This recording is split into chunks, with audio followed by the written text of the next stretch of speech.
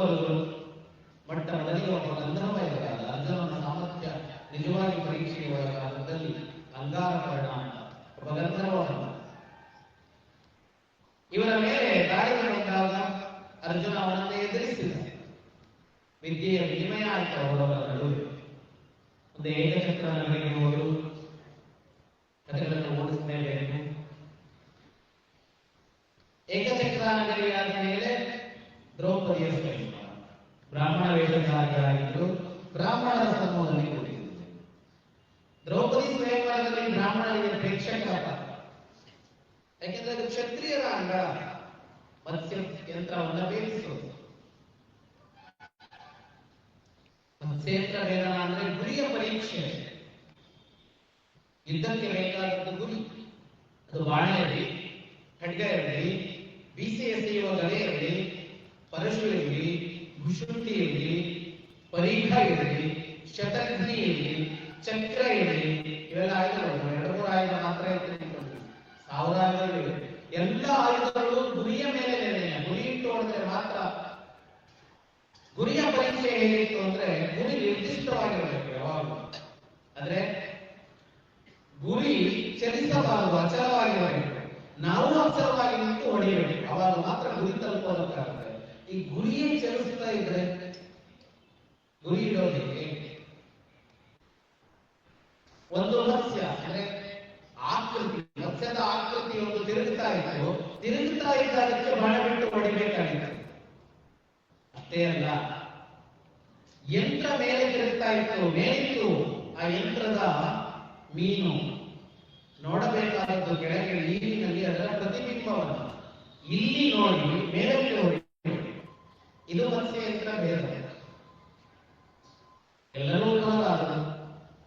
ಯಾವ ಶಕ್ತಿ ಮೇಲಿಗೂ ಅದನ್ನು ಮಾಡಬೇಕಾಗಿಲ್ಲ. ಎಲ್ಲರೂ ಬಂದು ದುರ್ಯೋಧನಾದಿಗಳು ಬಂದಿದ್ದರು, ಕೃಷ್ಣ ಬಲರಾಮರು ಬಂದಿದ್ದಾರೆ. ಕೃಷ್ಣ ಬಲರಾಮರನ್ನ ನಾಡಿದ ಮಾತು. ಎಲ್ಲರೂ ಸೋತು ನಿಂತಾಗ ಈ ಬ್ರಾಹ್ಮಣರ ತಂಡದಿಂದ ಒಬ್ಬ ಎದ್ದು ಹೊರಟ.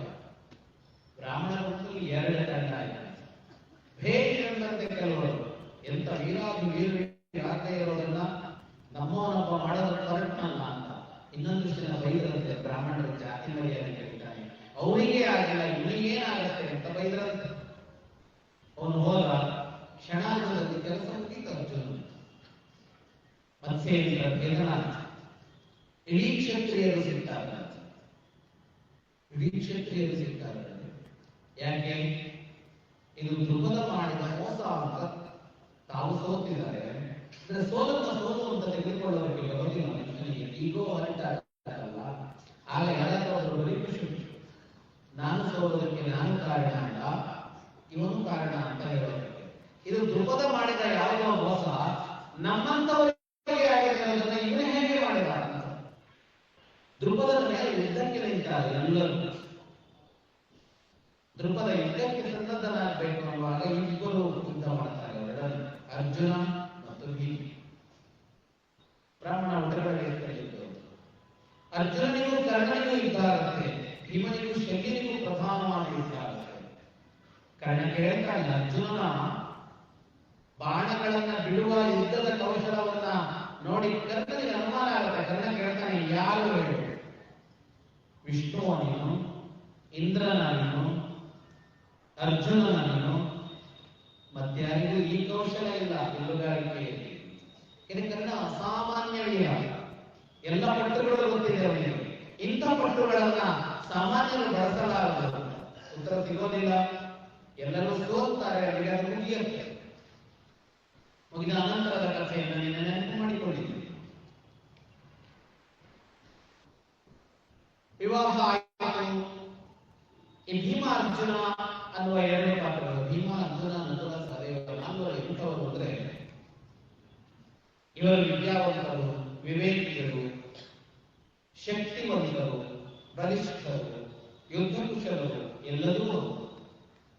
ಆದರೆ ಹೆಚ್ಚಿನ ಹೊತ್ತು ಅವರದ್ದು ನೋವು. ಅಣ್ಣ ಯುಧಿಷ್ಠಿರ ಹೇಳಿದಂತೆ ಕೇಳುವುದಷ್ಟೇ, ಮಾಡುವುದರೆ ಮಾಡುವರು, ಇಲ್ಲ ಅಂದ್ರೆ ಸುಮ್ಮನೆ ಕೇಳಿದರೆ ಉತ್ತರ. ಅಂಥ ಸ್ವಭಾವ.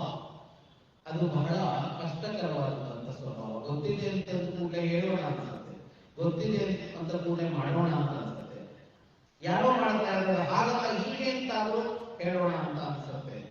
ಆದ್ರೆ ನಮ್ಮ ಸಾಮರ್ಥ್ಯವನ್ನ ಅದುಮಿಟ್ಟುಕೊಂಡು ಇರೋದಿದೆಯಲ್ಲ ಅದು ಬಹಳ ಕಷ್ಟ.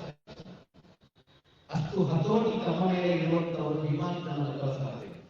ರಾಮ ಭರತ ಲಕ್ಷ್ಮಣ ಶತ್ರುಘ್ನರ ಸಹೋದರಿಯ ಒಂದು ಕಡೆ ಇದೆ, ಪಾಂಡವರ ಸಹೋದರಿಯ ಒಂದು ಕಡೆ ಇದೆ. ಎರಡರಲ್ಲಿ ತೂಕ ಹೆಚ್ಚು ಯಾರದ್ದು ಅಂದ್ರೆ ಹಾಗೆ ತುಲನೆ ಮಾಡಬಾರದು. ಒಂದೊಮ್ಮೆ ಮಾಡೋದಾದ್ರೆ ಪಾಂಡವರದ್ದು ಅಂತ ಹೇಳಬೇಕು. ಯಾಕೆಂದ್ರೆ ರಾಮಾದಿಗಳಲ್ಲಿ ರಾಮ ಸರ್ವಶ್ರೇಷ್ಠ, ಉಳಿದ ಮೂವರು ಸೇರಿದರೂ ರಾಮನ ಮಟ್ಟಕ್ಕೆ ತಲುಪೋದಿಲ್ಲ ಯಾವ ವಿಷಯದಲ್ಲಿ. ಪಾಂಡವರ ವಿಷಯದಲ್ಲಿ ಹಾಗಲ್ಲ. ಶಾಸ್ತ್ರತನದಲ್ಲಿ ಯುದ್ಧ ವಿದ್ಯೆಯಲ್ಲಿ ಯುಧಿಷ್ಠಿರನಿಗಿಂತ ಮುಂದಿರೋರು ಇವರು, ಆದರೂ ಅಣ್ಣನ ಅಣ್ಣ ಪಾಪ. ಈ ಅನುಸರಣೆ ಕಷ್ಟ, ಈ ಅನುಸರಣೆ. ಮುಂದೆ ಇಂದ್ರಪ್ರಸ್ಥ ನಿರ್ಮಾಣದ ಹೊತ್ತಿನಲ್ಲಿ ಅರ್ಜುನನ ಸಾಮರ್ಥ್ಯದ ಬಳಕೆಯಾಗಿ ಖಾಂಡವನವನ್ನ ದಹಿಸುವ ಸಂದರ್ಭ. ಇಲ್ಲಿಗೆ ಬಂದ ಕೃಷ್ಣ ಇವರ ಜೊತೆಗೆ ಹಾಸನಪುರಕ್ಕೂ ಬಂದ ದ್ರೌಪದಿಯ ಸ್ವಯಂವರದ ಹೊತ್ತಿನಲ್ಲಿ ಬಂದಿದ್ದವ.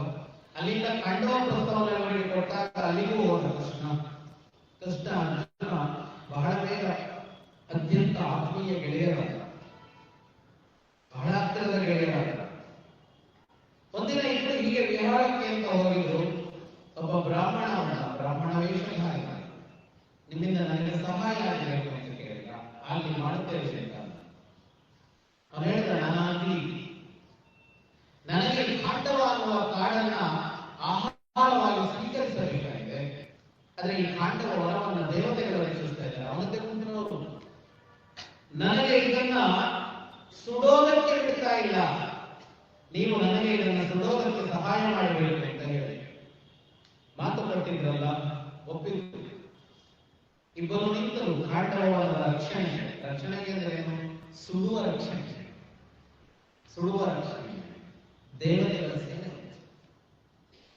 ದೇವತೆಗಳ ಸೇನೆಯನ್ನ ಎದುರಿಸಿ ಇಂದ್ರಾದಿಗಳನ್ನೇ ಸೋಲಿಸಿ ಅಗ್ನಿ ಖಾಂಡವನವನ್ನ ಸುಡುವಂತೆ ಮಾಡಿಕೊಂಡು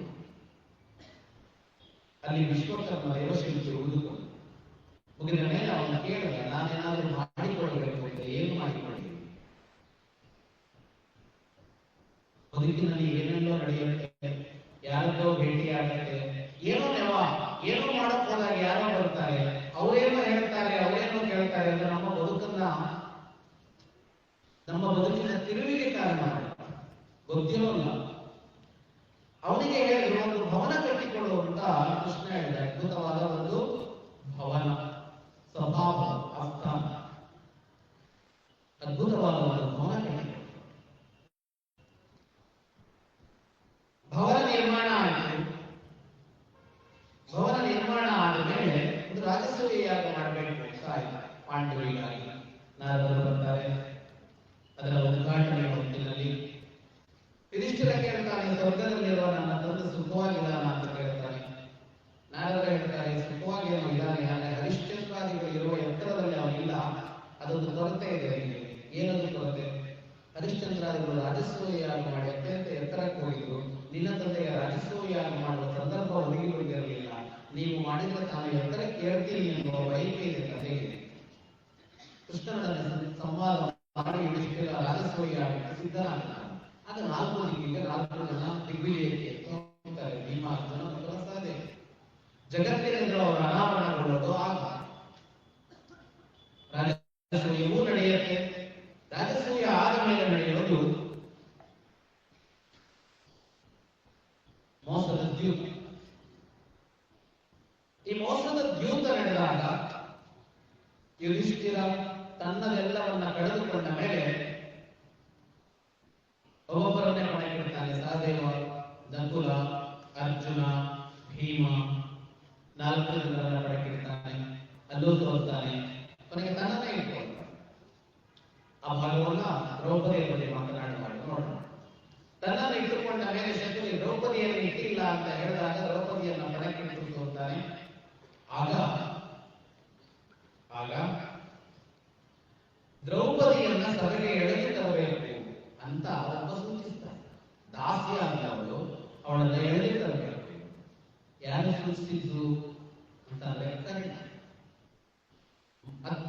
ಅದ್ಭುತವಾದ ವ್ಯಕ್ತಿತ್ವ, ಅತ್ಯಂತ ಧೀರನಾದ ವ್ಯಕ್ತಿ, ಉದಾರನಾದ ವ್ಯಕ್ತಿ, ಶ್ರೇಷ್ಠ ವ್ಯಕ್ತಿ. ಅಂತ ಕರ್ಣ ಕೂಡ ದುರ್ಯೋಧನನನ್ನು ತೃಪ್ತಿಪಡಿಸಬೇಕು ಅನ್ನುವ ಕಾರಣಕ್ಕಾಗಿ ಪಾಂಡವರನ್ನ ಅವಮಾನಿಸಬೇಕು ಅಂತ ಮುಂದಾಗ್ತಾನೆ. ದ್ರೌಪದಿಯನ್ನ ಅವಮಾನಿಸಿದ್ರೆ ಪಾಂಡವರು ಹೆಚ್ಚು ನೋಯ್ತಾರೆ ಅಂತ ದ್ರೌಪದಿಯನ್ನ ಎಳೆದಿದ್ದರಲ್ಲಿ ಅಂತ ಕರ್ಣ ಕೊಡುವ ಸೂಚನೆ. ಕಲಿತಾನೆ ಹೋಗಿ ಎಳೆದು ತರ್ತಾನೆ, ಕಲಿತಾನೆ ಅವರು ಬರೋಲ್ಲ, ದುಶ್ಯಾಸನ ಹೋಗಿ ಎಳೆದುಕೊಂಡು ಬರ್ತಾನೆ. ಬಂದಾಗ ಕರ್ಣ ಹೇಳ್ತಾನೆ, ದಾಸರ ಮೈಯ ಮೇಲು ಭಾಗದಲ್ಲಿ ಬಟ್ಟೆ ಇರುವಾಗ ಪ್ರಭುಗಳ ಎದುರಿದ್ದಾರೆ. ಇವರೆಲ್ಲ ದಾಸರು ಇವರ ಬಟ್ಟೆಯನ್ನು ಕಿತ್ತು ಹಾಕು ಅಂತ ಹೇಳ್ತಾರೆ ದುಶ್ಯಾಸನಿಗೆ. ಈ ಮಾತನ್ನ ಹೇಳೋದಕ್ಕೆ ಕರ್ಣನ ಅವತಾರದ ಹಂತದಲ್ಲಿ ಕೃಷ್ಣ ಇದನ್ನೇ ಹೇಳ್ತಾನೆ. ಕರ್ಣ ರಥದ ಗಾಳಿ ನೆಲದಲ್ಲಿ ಇಳಿತಾ ಇದೆ, ಶಾಸ್ತ್ರ ಧರ್ಮ ಏನ್ ಹೇಳುತ್ತೆ ಅಂದ್ರೆ ಅಂತ ಹೊತ್ತಿನಲ್ಲಿ ಅವಕಾಶ ಕೊಡಬೇಕು ಅಂತ ಹೇಳುತ್ತೆ. ಧರ್ಮದಂತೆ ನಡೆದಕ್ಕೂ ಅರ್ಜುನ ಅಂತ ಅರ್ಜುನನಿಗೆ ಹೇಳ್ತಾನೆ ಕರ್ಣ. ಹಾಗೆ ಕೃಷ್ಣ ಕೇಳ್ತಾನೆ, ಈಗ ಧರ್ಮ ನೆನಪಾಗ್ತಾ ಇದೆ ನಿನಗೆ? ದ್ರೌಪದಿಯ ಮೇಲಿನ ವಸ್ತ್ರವನ್ನು ಕಿತ್ತು ಹಾಕು ಅಂತ ಹೇಳಿದ್ರೆ ಧರ್ಮ ಅಂತ ಕೃಷ್ಣ. ಆ ಘಟನೆ ನಡೆಯುತ್ತೆ. ಘಟನೆ ನಡೆದಾಗ ನಕುಲ, ಸಹದೇವ, ಅರ್ಜುನ, ಯುಧಿಷ್ಠಿರರು ತಲೆ ತಗ್ಗಿಸಿಕೊಳ್ತಾರೆ. ಒಬ್ಬ ಮಾತ್ರ ಸೇರಿದೆ, ಭೀಮ. ದ್ರೌಪದಿಯನ್ನ ಮೈಮುಟ್ಟಿ ದುಶ್ಯಾಸನ ಬಟ್ಟೆಯನ್ನ ಸೆಳೆಯುವಾಗ ಭೀಮ ನಿಂತಾನೆ, ಅಬ್ಬರಿಸ್ತಾನೆ. ಏನಂತ? ದ್ಯೂತಾಡಿದ ಇವನ ಕೈಗಳನ್ನ ಸುಟ್ಟು ಬಿಡ್ತೇನೆ, ಸಹದೇವ ಅಗ್ನಿಮಾನ, ಸಹದೇವ ಬೆಂಕಿ ತೆಗೆದುಕೊಂಡು ಬಾ, ಇವನ ಕೈ ಸುಡ್ತೇನೆ ನಾನಿಲ್ಲ ಅಂತ ಅಬ್ಬರಿಸ್ತಾನೆ ಭೀಮ. ಐವರಲ್ಲಿ ತನ್ನವರ ಕುರಿತು ಅದಮ್ಯವಾದ ಪ್ರೀತಿ ಅಂತ ಕಾಣಿಸಿಕೊಳ್ಳುವ ಭೀಮನ. ಉಳಿದವರಿಗೆ ಕುಟುಂಬ ಪ್ರೀತಿ ಇಲ್ಲ ಅಂತಲ್ಲ, ಆದ್ರೆ ಕುಟುಂಬ ಪ್ರೀತಿಯನ್ನೇ ಮೈ ಇಡೀ ತುಂಬಿಸಿಕೊಳ್ಳುವ ಒಂದು ವ್ಯಕ್ತಿತ್ವ ಅಂತಿದ್ರೆ ಅದು ಭೀಮನ. ಅತ್ಯಂತ ಬಲಿಷ್ಠ ಆಕಾರವುಳ್ಳಂಥದ್ದು, ಅತ್ಯಂತ ಮೃದು ಮನಸ್ಸು, ಹೊರಗಡೆಯಿಂದ ಹೊರಟು ಆದರೆ ಒಳಗಡೆ ಅತ್ಯಂತ ಮೃದು ಭೀಮ. ಅವನ ವ್ಯಕ್ತಿತ್ವವೇ ಅಂತದ್ದು, ಅತ್ಯಂತ ಬೇಗ ಕರಗುವ ವ್ಯಕ್ತಿತ್ವ ಭೀಮನ.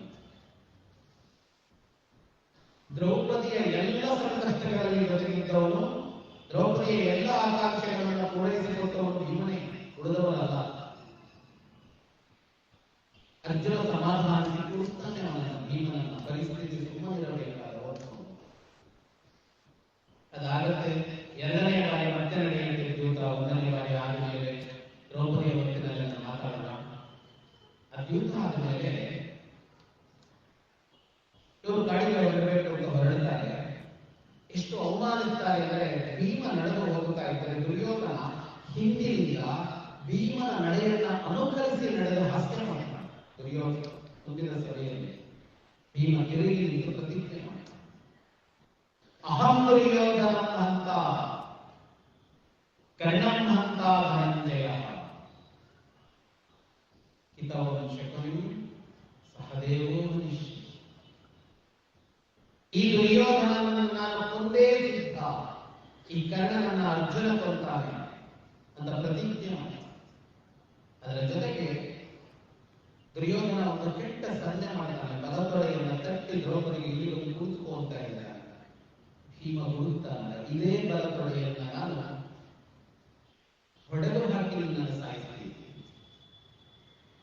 ಸಂದರ್ಭ, ಸನ್ನಿವೇಶ, ದ್ಯೂತ, ನಿಯಮ, ಕಟ್ಟುಪಾಡು ಇದೆಲ್ಲ ಯುಧಿಷ್ಠಿರ, ಅರ್ಜುನ, ನಕುಲ, ಸಹದೇವರಿಗೆ. ಭೀಮ ಅದೆಲ್ಲದರಿಂದ ತಪ್ಪು ಮಾಡಿದಲ್ಲಿ ನಾನು ಶಿಕ್ಷಿಸ್ತೀನಿ, ಇದು ಭೀಮನಲ್ಲಿ.